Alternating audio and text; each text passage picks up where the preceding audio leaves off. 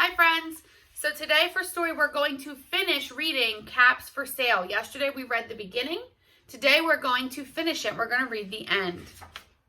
And I told you to make some predictions or to recall or retell to your families what happened in the story, because some of you might already know. So just as a review, let's go over this. We know that who is our character in the story? What is he called? The peddler. Very good. So the peddler is going around with what? Caps. Very good. Caps on his head. And he's trying to sell them. But nobody's asking for them, right? He can't sell them. So what does he decide to do? He decides to rest. Very good. And he takes a rest at a tree. Then he wakes up and what does he notice? What does he feel? His caps were gone. He looked where? He looked all over. He looked behind him. He looked in front of him. He looked on the side of him. No caps. So then he looked up and it said, what do you think he saw? Now we're going to finish reading. On every branch is another part of a tree. On every branch sat a monkey. On every monkey was a gray or a brown or a blue or a red cap. The peddler looked at the monkeys. The monkeys looked at the peddler. He didn't know what to do. Finally, he spoke to them. You monkeys, you, he said, shaking a finger at them. You give me back my caps. But the monkeys only shook their fingers back at him. And what did they say? Tss, tss, tss. They weren't giving him those caps. This made the peddler angry. So he shook both hands at them and said, you monkeys, you give me back my caps. But the monkeys only shook their hands back at him and said, tss, tss, tss. So are they giving him the caps?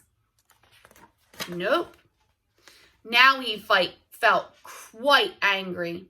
He stamped his foot and said, you monkeys, you better give me back my caps. But the monkeys only stamped back at him and said, tss, tss, tss. He's feeling so angry. By this time, the peddler was really very, very angry. What's another word we could have said? He was very, very angry. Frustrated? How about furious? He was furious. He stamped both his feet and shouted, you monkeys, you must give me back my caps. But the monkeys only stamped both their feet back at him and said, tss, tss, tss. At last, the peddler became so angry, he pulled off his own cap, threw it on the ground, and began to walk away.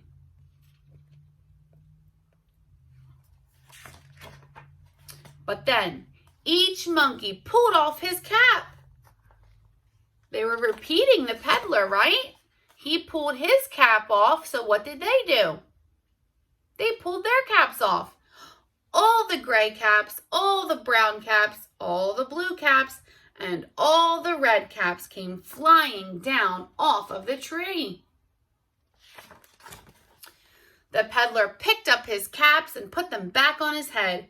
First, his own checked cap, then the gray caps, then the brown caps, then the blue caps, then the red caps on the very top. And slowly, he walked back to town calling caps for sale, 50 cents a cap. The end.